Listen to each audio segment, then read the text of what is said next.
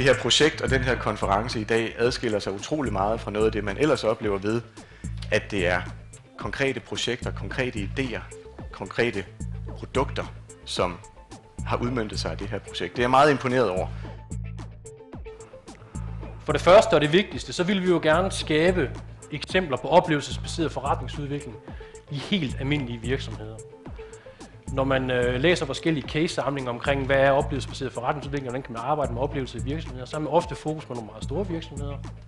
Men vi vil se, om vi ikke kunne få det, som dansk erhvervsliv primært består af, små og mellemstore virksomheder, til at prøve at tage den her skruenøgle eller medicin til sig og prøve at arbejde strategisk med deres kunders oplevelse. Det er virksomheder, vi har spurgt dem et halvt år efter, de er færdige med forløbet. Hvad fik I ud af det? 100% de siger, at de har fået udbytte eller en længerevarende effekt af at deltage i nye veje til vækst. Det er jo dejligt. 72% har realiseret en idé til oplevelsesbaseret forretningsudvikling. This is known as the gumball wizard, in fact. And it happens to the gumball wizard, if you haven't seen one of these, is a child will come up to it with his coin, he'll put his coin in the slot, and he'll turn the crank, and then he doesn't get a gumball, at least not right away. Instead, he gets this gumballing experience as it goes spiraling down, clickety-clack as it goes, until it reaches the bottom. Now, there's no functional purpose whatsoever for this device. You don't get a better gumball. The manufacturer's good's the same as it's always been. You don't get better service. In fact, you could say the service is actually worse. Why?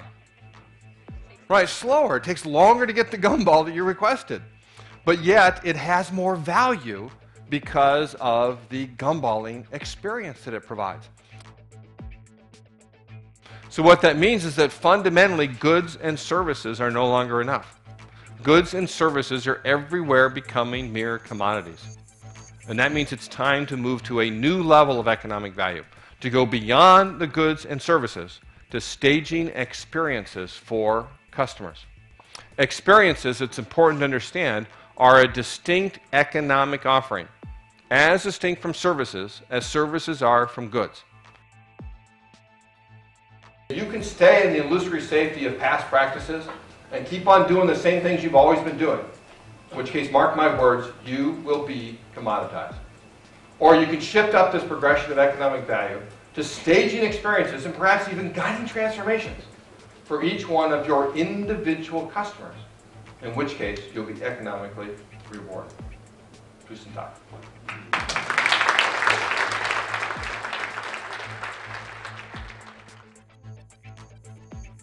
Nu er vi kommet til det tidspunkt på dagen, hvor vi skal hylde og kåre de mennesker og virksomheder, der i nye veje til vækst har gjort noget helt ekstraordinært.